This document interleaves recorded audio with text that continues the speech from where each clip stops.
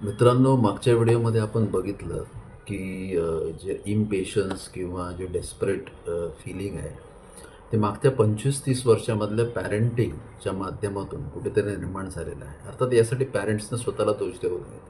मला असं म्हणायचं आहे की पॅरेंटिंगचं सर्वात प्रमुख कर्तव्य आहे की मुलांमधला सेल्फ कॉन्फिडन्स आणि सेल्फ एस्टीम म्हणजे आत्मप्रतिष्ठा आणि आत्मविश्वास हा निर्माण व्हायला पाहिजे. आता याच्यात ज्या 2 भीती आपण नमूद केल्या होत्या मागच्या व्हिडिओमध्ये, फिअर ऑफ फेलियर आणि फिअर ऑफ रिजेक्शन, ह्या का निर्माण होतात? की बऱ्याच वेळेला मुलांच्या बाबतीत पालक खूप पॉझिटिव्ह असतात. त्यामुळे इकडे जाऊ नकोस, तिकडे जाऊ नकोस, याला भेटू नकोस, हे करू नकोस, हे तुला जमणार नाही. या गोष्टींमुळे मुलांना सतत वाटत असतं की मी कुठची गोष्ट एकटा करू शकत नाही. मला नेहमी माझ्या आई-वडिलांची गरज भासेल. आणि ही मुलं जेव्हा पुढे मोठे होतात, तेव्हा देखील त्यांच्या मनामध्ये नेहमी ही भावना असते की मी एकटी कुठचीच गोष्ट करू शकत नाही. प्रत्येक वेळेला मला कुणाची तरी गरज भासेल. आणि यामुळे नवीन काही करण्यासाठी किंवा छोटीफार रिस्क घेण्यासाठी देखील मुलं कतरतात. दुसरी गोष्ट आहे फिअर ऑफ रिजेक्शन. याच्यामध्ये ज्या पॅरेंटिंगमध्ये पॅरेंट्स आपल्या मुलांना कंडिशन्स ठेवतात. म्हणजे बघ, तू जर हे केलंस, तुला चांगले मार्क्स मिळाले, तर मी तुला हे घेऊन देईन, ओके.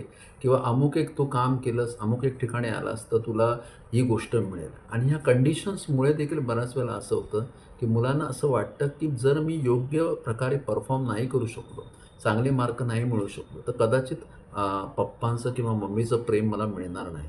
आणि यामुळे मला एक रिजेक्शन मिळेल, म्हणजे मला ज्या पद्धतीचं अप्रूव्हल हवं आहे ते मिळणार नाही. आणि ह्या दोन्ही गोष्टींमधून म्हणजे एकामधून फिअर ऑफ फेलियर आणि एकामधून फिअर ऑफ रिजेक्शन येतं. आणि ह्या दोन्ही गोष्टी पुढे जाऊन जेव्हा ती व्यक्ती प्रौढ बनते, तेव्हा देखील त्याच्या ब्रेनवर किंवा त्याच्या मनावर त्याचा दबाव असतो आणि पुढे जाऊन मॅरेज असेल, फॅमिली असेल किंवा त्याचं करिअर असेल किंवा बिझनेस असेल, यामध्ये देखील त्याचा परिणाम जाणवतो. त्यामुळे पालकत्वाच्या ज्या सवयी आहेत, मी नेहमी म्हणतो, की आज जे काही बाहेर आपण बघतो आहोत, म्हणजे आत्महत्येसाठी प्रवृत्त होणं किंवा हिंसाचार किंवा खून किंवा अत्याचार, ह्या ज्या गोष्टी आहेत, त्याच्यामागे ह्या 2 गोष्टी खूप आहेत. सतत स्वतःला प्रूव्ह करण्यासाठी असलेली चढाओढ, नाहीतर मी मागे टाकला जाईन. इव्हन आता सोशल मीडियामध्ये पण आपण काय बघतोय, की फिअर ऑफ मिसिंग आउट.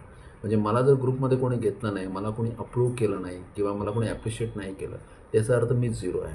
मित्रांनो, ह्या सगळ्या गोष्टी तर आता थोडं अजून पॅरेंट्सना, आता पुढच्या व्हिडिओमध्ये आपण अशा 7 सवयी क्रमाक्रमाने बघणार आहोत, की ज्याच्या माध्यमातून आपण ह्या सवयी जर वापरल्या, तर नक्कीच आपण पॅरेंटिंगमध्ये ह्या 2 फिअरपासून आपल्या पुढच्या पिढीला वाचवू शकतो.